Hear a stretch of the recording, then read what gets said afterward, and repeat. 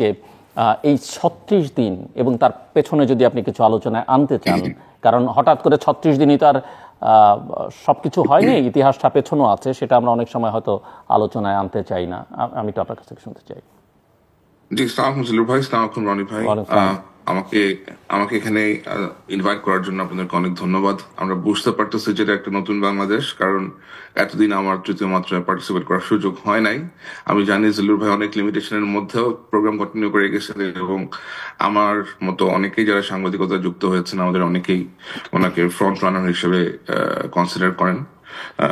So আমি জিলুর ভাইয়ের সাথে আমার যখনই কথা হয়েছে আমি ওনাকে সবসময় বলেছি that we do look up to him, and thank you for continuing.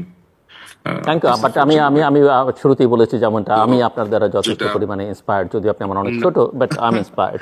না না, যেটা যেটা এখন ভাই আসলে যেটা হয়েছে দর্শকদের বলছি এবং সবাইকে, আমার মনে হয় কিছু বিষয় আসলে একটু পরিষ্কার করে যদি তুলে ধরা যায়। এই ৩৬ দিন আসলে এই আন্দোলনটা বয়েল হয়েছে। আমার মনে হয় এটা একটা বয়েলিং পয়েন্টে চলে এসেছিল, কারণ আপনি যদি দেখেন, আমরা যদি পেছন দিকে ফিরে তাকাই, বাংলাদেশে এমন এমন সব ঘটনা ঘটেছে যে সমস্ত ঘটনায় আমরা কখনো দেখিনি যে কোনো ব্যক্তিকে বিচারের মুখোমুখি করে তাকে দৃষ্টান্তমূলক শাস্তি দেওয়া হয়েছে। আপনি যদি 2009 সালের বিডিআর বিদ্রোহ বলেন, আপনি যদি এরপরে তাজরিন গার্মেন্টসে আগুনে পড়ে যাওয়া 150 থেকে 200 গার্মেন্টস শ্রমিক বলেন, আপনি যদি রানা প্লাজার বিধ্বস্ত হয়ে পড়ে যাওয়ার পরে প্রায় 2000 গার্মেন্টস কর্মী যারা মারা গিয়েছেন তাদের কথা বলেন, অসংখ্য স্টিমার দুর্ঘটনা হয়েছে, লঞ্চ ডুবি হয়েছে, অসংখ্য এরকম অনেক ঘটনা ঘটেছে, সড়ক দুর্ঘটনা হয়েছে, আগুনে মানুষজন পুরো কয়লা হয়ে গেছে, বারবার হয়েছে। কোথাও কখনো কোনো অ্যাকাউন্টেবিলিটি হয় নাই। কোথাও আপনি দেখেন নাই যে কাউকে গ্রেফতার করা হয়েছে। হ্যাঁ, গ্রেফতার হয়তো করা হয়েছে, দেখা গেছে যে ওই লোক সরকার দলীয় লোক এবং একটা সুন্দর দিন বুঝে তাকে ছেড়ে দেওয়া হয়েছে। পরবর্তীতে দেখা গেছে যে ওই লোক আবার এলাকা থেকে পলিটিক্স করতেছে। আমাদের ইলেকশন গুলোর দিকে যদি আপনি তাকান, 3টে ইলেকশন হয়েছে, 2014, 2018, 2023, এবং কোনো ইলেকশনে কোনো প্রধান রাজনৈতিক দল অংশগ্রহণ করে নাই। সাধারণ জনগণ তাদের ভোট দিতে পারে নাই। সাধারণ লোকজন ভয় ভীত সন্ত্রস্তের মাধ্যমে দিন পার করেছে। প্রত্যেকটা ইনস্টিটিউশন, আপনি সামরিক বাহিনী বলেন, পুলিশ বলেন, অন্যান্য যে নিরাপত্তা এজেন্সি গুলো আছে, সরকারের যে প্রতিষ্ঠানগুলো আছে, সেখানে অযোগ্য ব্যক্তিদেরকে তুলে তুলে এনে প্রমোট করা হয়েছে। তাদেরকে এমন সব জায়গাতে বসানো হয়েছে যেখানে বসার যোগ্যতাই তাদের নাই। এটা তো লাইক জেনারেল আজিজ তো জাস্ট মাত্র একটা উদাহরণ, এরকম আরো বহু জায়গা আছে যেখানে অযোগ্য ব্যক্তিতে পূর্ণ করা হয়েছে, যোগ্য ব্যক্তিরা পেছনের দিকে পড়েছিলেন। আর যে সাফোকেশন হয়েছে, মানুষের রাইট সাফোকেশন, আমরা যারা জার্নালিস্ট, আমার যারা জার্নালিস্ট কলিগ আছেন বাংলাদেশে, তারা লিখতে পারতেন না মুক্ত হবে, একটা টেলিভিশন চ্যানেল প্রপারলি একটা নিউজ করতে পারতো না। সরকার থেকে যা বলা হতো সেই নিউজই তাদেরকে করতে হতো, এবং তাদেরকে দমানোর জন্য বাংলাদেশের সামরিক গোয়েন্দা মহাপরিদপ্তরের একটা উইং আছে, পিআরএমসি থেকে তাদেরকে কন্টিনিউয়াসলি মনিটরিং মাঝখানে রাখা হতো যে কে কখন সরকারের বিরুদ্ধে যে এরকম কোন রকম নিউজ করেছে। তো আপনি আবার এছাড়া তো মানুষের ভয়েস সাপ্রেস করার জন্য ড্রাকোনিয়ান সিকিউরিটি ল ছিল, ডিজিটাল সিকিউরিটি ল ছিল, যে লতে আমার বিরুদ্ধে মামলা হয়েছে। আমার বন্ধু মোশতাক ভাইকে জেলখানায় রাখা হয়েছিল, উনি মারা গেছেন জেলখানায় দুঃখজনক ভাবে। আমার আরেক কলিগ কিশোর ভাই, উনি তো ওনাকে দেশ ছাড়তে হয়েছে, উনি প্রচন্ড অসুস্থ হয়ে গিয়েছিলেন নির্যাতন ফেস করতে করতে। তো এটা এত কিছু বলছি কারণ এই সবকিছুই কিন্তু ইনগ্রেডিয়েন্ট, এই সবকিছুই কিন্তু আপনার বারুদ হিসেবে জমা হয়েছে। আপনারা যা দেখেছেন ৩৬ দিনে, এগুলো আস্তে আস্তে আস্তে আস্তে করে এগুলো সব বয়েল করেছে। তো আপনি যদি মনে করে থাকেন যে আপনি একটা দেশের এতগুলো এত বৃহৎ একটা জনগোষ্ঠীকে এভাবে দমন পীড়ন করতে করতে করতে করতে একেবারে তাদের পিঠ যখন দেয়ালে ঠেকে যাবে, তখন কি তারা একটু চেষ্টা করবে না নিজেকে রক্ষা করার জন্য? চেষ্টা তো অবশ্যই করবে। এবং তখন আপনি তো দমন পীড়ন করেছেন, তার উপর তখন আপনি ব্রুটাল ফোর্স অ্যাপ্লাই করলেন, মানুষকে হত্যা করলেন পাখির মতো করে, টার্গেট করে করে স্নাইপার গান দিয়ে। আপনি এরপরে আর কি আশা করা যেতে পারে? একটা অনির্বাচিত এখন আমাকে সাংবাদিক হয়ে আমি এটা বলতে পারি না, বাট তারপরে এটা বলতে হবে, সেটা একরকম অনির্বাচিত সরকারই ছিল। কারণ সাধারণ লোকজনের কোনো ম্যান্ডেট তো আসলে তাদের ছিল না, কোনো সাধারণ লোকজন তাদেরকে ভোট দেয়নি, এটাও তারা হয়তো বোঝার চেষ্টা করেনি। আর দুর্নীতির কথা আর কি বলবো, দুর্নীতি তো এমন দুর্নীতি হয়েছে যে দেশের ব্যাংকগুলো সব ফুটো হয়ে গেছে। তো এত কিছুর পরেও যে আহ, এরা এতদিন পর্যন্ত টিকে ছিল, আমার মনে হয় তার অন্যতম কারণ ছিল আমাদের দেশের মানুষের সরলতা এবং আইন প্রয়োগকারী সংস্থার যে ভয়াবহ রকমের টর্চার এর এর কাছে একটা ভয়ের বৃত্তে আবদ্ধ হয়ে থাকা।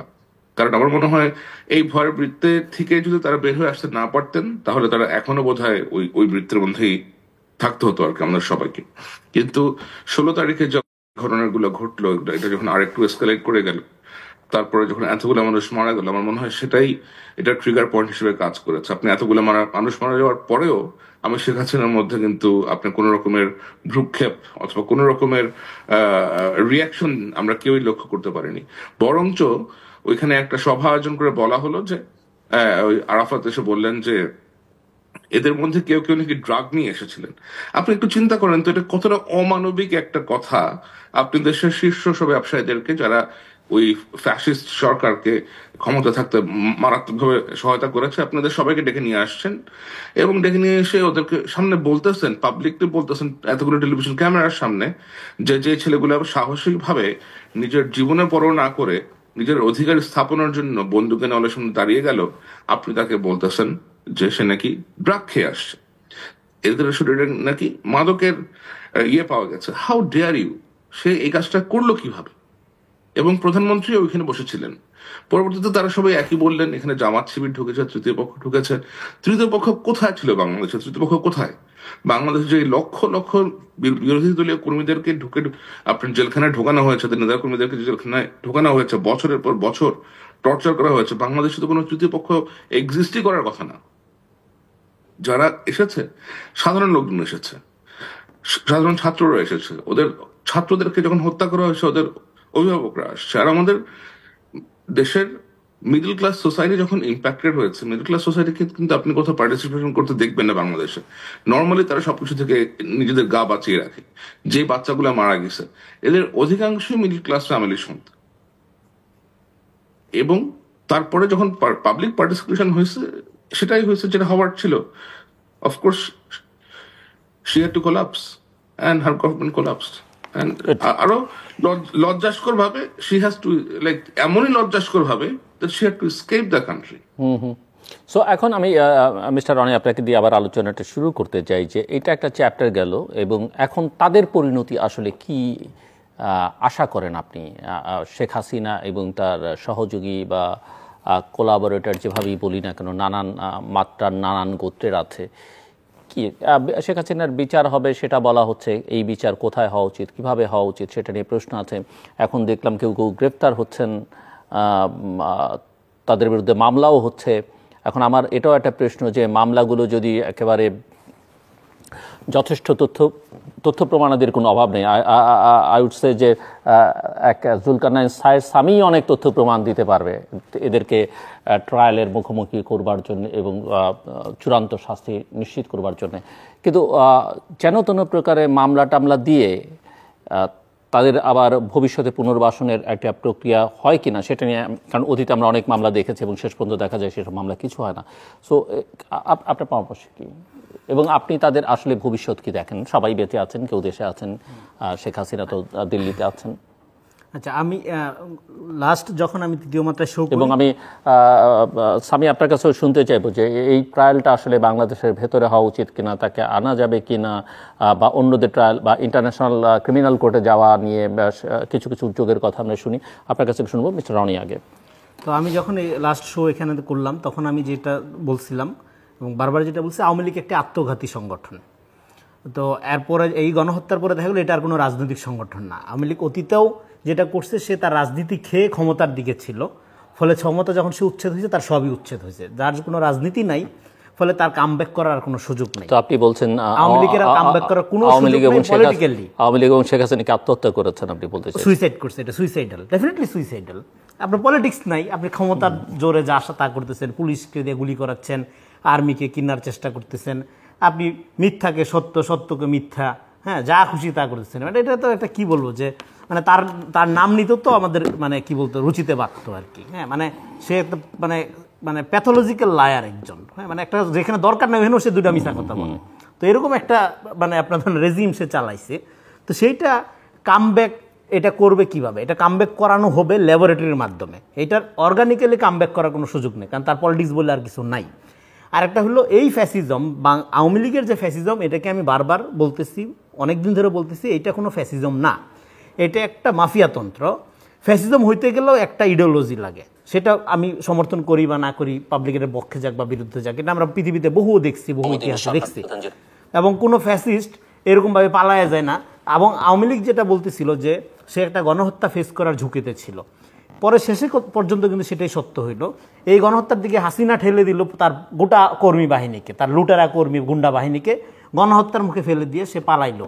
যার মিনিমাম কোনো ইডিওলজি আছে, সেটা হোক ফলস ইডিওলজি, সে ফাইট করবে, জীবন দিবে, মারা যাবে, হ্যাঁ, কিন্তু সেইভাবে পালায়া যাবে না। ফলে পালায় যাওয়ার মধ্য দিয়ে যেটা হয়েছে, এটা যে কোনো পলিটিক্স ছিল না, কোনো ইডিওলজি ছিল না, মিথ্যা অর্থেও ছিল না, এটা কেবলই মাত্র একটা লুটপাটতন্ত্র ছিল, লুটপাটের একটা সিন্ডিকেট ছিল। এটা একদম মানে বিনা তথ্যে প্রমাণ করা যায় এখন, হ্যাঁ, এটা এখন একটা মানে সাধারণ মানুষও সহজেই বুঝতে পারবেন। তো এটা গেল একটা দিক। ফলে তারপরেও যদি এটাকে কেউ কামব্যাক করানোর দুঃস্বপ্ন দেখে থাকে, তাহলে সেটা হলো ল্যাবরেটরির মাধ্যমে আপনি করাইতে পারেন, হ্যাঁ, এটা ক্লোনিং করায় করতে পারেন, হ্যাঁ, সেটা রোবোটিক আকারে করতে পারেন, কিন্তু এটা অর্গানিক্যালি আর এটা ব্যাক করবে না, হ্যাঁ, এটা হলো পরিষ্কার। আরেকটা হলো কেন ব্যাক করবে না, এই অভ্যুত্থানটা বুঝতে হবে মুক্তিযুদ্ধের চেতনার বিরুদ্ধে হয়েছে, সো কল্ড আওয়ামী মুক্তিযুদ্ধের চেতনার বিরুদ্ধে হয়েছে। এই শোতে আমি তখন ওই দিনও বলেছিলাম, আওয়ামী লীগ মুক্তিযুদ্ধের চেতনাকে গণহত্যাকারী চেতনায় পরিণত করছে, এবং শাহবাগের কৃত্রিম জনজাগরণের মধ্য দিয়ে মুক্তিযুদ্ধের চেতনার যে ফ্যাসিস্ট আপনার কি বলে যে আপনার এটার যে ফ্যাসিস্ট রূপান্তর সামাজিকভাবে সাংস্কৃতিকভাবে ঘরে ঘরে পৌঁছায় দেওয়া হয়েছে। এবং তার সাথে মুক্তিযুদ্ধের চেতনা তো তাদের মুখের বয়স, কিন্তু চেতনা তো আসলে ধারে কাছেও তারা ছিলেন না। সেটা বৈষম্যহীন সমাজ প্রতিষ্ঠা, ন্যায় বিচার, সামাজিক ন্যায় বিচার, মানবিক মর্যাদা বা গণতন্ত্র, বুদ্ধিজীবিতা, সাংবাদিকতা সবকিছুকে ব্ল্যাকমেইল করেছে, আর তার শিকারে পরিণত হয়েছে এখানকার মেইনস্ট্রিম বুদ্ধিজীবী, সকল বুদ্ধিজীবীরা। ফলে এই যে গণহত্যাকারী মুক্তিযুদ্ধের চেতনা, এবং এই মুক্তিযুদ্ধের চেতনা অনেকগুলো পকেট আছে, এর মধ্যে একটা শক্তিশালী পকেট হলো বঙ্গবন্ধু পকেট। কে বঙ্গবন্ধু না? আমি বঙ্গবন্ধু, আপনি বঙ্গবন্ধু, আবু সাইদ বঙ্গবন্ধু, হ্যাঁ, সামিভাই বঙ্গবন্ধু। বঙ্গবন্ধু একটা সার্বজনীন টার্ম, যে বাংলার বন্ধু, বাংলাকে ভালোবাসে, যারা বুকচিতা আছে তারা প্রত্যেকে একটা বঙ্গবন্ধু। শেখ মুজিব তো বঙ্গবন্ধু না, বরং সে ফ্যাসিবাদের জনক, সে এখানে বাকশালের জনক, হ্যাঁ, এবং সে তো বাই চান্স লিডার। ভাসানী তো মূলত আমাদের মূল নেতা, এবং একটু হার্শ আমি বলবো যে তার অবদান, কারণ মুক্তিযুদ্ধের অবদান সবার, এই যে সবার আছে, কিন্তু সিঙ্গেল আউট করা হয় যেখানে, সেটা তো আওয়ামী লীগের সমস্যা। কিন্তু মুক্তিযুদ্ধে তার অবদান বা মুক্তিযুদ্ধের প্রধান পুরুষ তিনিই ছিলেন রাজনৈতিক মুক্তিযুদ্ধের প্রধান পুরুষ প্রত্যেকে। যেমন আপনি কি এখন বলতে পারবেন এই যে চিটাগাং রোডে যে হকার ছেলেটা পুলিশের গুলি খেয়ে মারা গেল, এই 24-এর গণঅভ্যুত্থানে সে প্রধান লোক না? যে কৃষক বন্দুক যুদ্ধ, যে কৃষক যে শ্রমিক আপনার বিদ্রোহ করলো, 69-এর গণঅভ্যুত্থান করলো, মারা গেল, ও কি জাতির পিতা না? প্রত্যেকে জাতির পিতা। আপনি যখন সিঙ্গেল আউট করবেন, হ্যাঁ, আমি তো মনে করি এই যে এটা আপনি ক্ষোভের কারণে বলছি না, আমি রিয়েলি মিন ইট। বঙ্গবন্ধু একটা সার্বজনীন টার্ম। এই যে বাচ্চা ছেলেগুলো যারা ড্রেনের ময়লা পরিষ্কার করতে হাত ঢুকাই দিয়া, এরা বঙ্গবন্ধু না? এতে তো কোনো পয়সা দিতে হয়েছে রাস্তাঘাটে এগুলো কন্ট্রোল করার জন্য, ময়লা পরিষ্কার করার জন্য? কোনো আওয়ামী চোর কি এদের চেয়ে বেশি বাংলাদেশকে ভালোবাসে? বঙ্গবন্ধু টার্মটাকে এই যে সিঙ্গেল আউট করে এই যে আওয়ামী সম্পত্তি বানানো হয়েছে, এবং নানা রকম জরিপ টরিপ করে হাজার বছরের শ্রেষ্ঠ বাঙালি, এবং বাংলাদেশের 71-কে আমি বারবার বলছি, 71-এর চেতনাকে পরাজিত করতে না পারলে, 71-এর আওয়ামী চেতনাকে পরাজিত না করতে পারলে বাংলাদেশের নতুন সূচনা হবে না। এটা 15 বছর আমি স্টিল এটা বলি, এখনও এটা পরাজিত হয় নাই, কারণ এটার কালচারাল এজেন্টগুলো এখনো শক্তিশালী। শেখ মুজিব বা বঙ্গবন্ধু যাই বলেন, এইটা একটা দুর্নীতির রেফারেন্স পয়েন্ট হয়ে গেছে। বঙ্গবন্ধু খাতে কত দুর্নীতি হয়েছে এটা যদি আপনি প্রকাশ করেন, যে কোনো সুস্থ লোক আত্মহত্যা করবে। একটা নাম দিয়ে এত দুর্নীতি হইতে পারে? একটা টয়লেট খানার থেকে শুরু করে অমুক সেতু তমুক সেতু, বঙ্গবন্ধুর নামে একটা কিছু করলেই টাকার পাহাড়।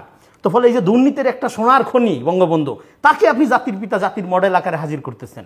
হ্যাঁ, তো আপনার অবদান যদি থাইকাও থাকে শেখ মুজিবের, সেটা আপনি যেভাবে পোর্ট্রেট করলেন, সেটা পোর্ট্রেট করলেন করার মধ্যে যে ডক্টর ইউনূস সাহেব এটা রাইটলি বলেছেন, জাতির পিতা বঙ্গবন্ধু, সেটা 71-এর আগেই করা হয়েছে। হ্যাঁ, সেটা, এবং আপনি 74 সালে বা 71 সালে করা হয়েছে, এবং আপনি দেখেন 75 সালের এই ঘটনার পরে, এরকম ম্যাসিভ কিলিং এর পরে পুরো পরিবার সহ 76 সালে আওয়ামী লীগ এখন যেটা করতেছে, বঙ্গবন্ধু কোটায় ফেরত আসার চেষ্টা করছে। আওয়ামী লীগ যখন পলিটিক্যালি পরাজিত হয়, তখন তারা কতগুলো ভেগ ধরে। 1 নাম্বার ভেগ হলো তারা হিন্দু সাজে, মাইনরিটি কার্ড খেলে। 2 নাম্বার ভেগ হলো কালচারাল কার্ড খেলে, সংস্কৃতি সেবী সাজে। হ্যাঁ 3 নাম্বার কার্ড, এরকম অনেকগুলো কার্ড, এর মধ্যে একটা বড় কার্ড হলো বঙ্গবন্ধু কার্ড করে। বঙ্গবন্ধুকে এই যে সার্বজনীন করা, এইটা ফ্যাসিবাদের একটা ওল্ড পুরানা ভার্সন। কারণ আমি এটা বারবার বলছি, ঐতিহ্য পূজা হ্যাঁ ফ্যাসিবাদের চেয়ে পুরানা। ফলে আমি একটু শেষ করি, জি, please। ফলে ওই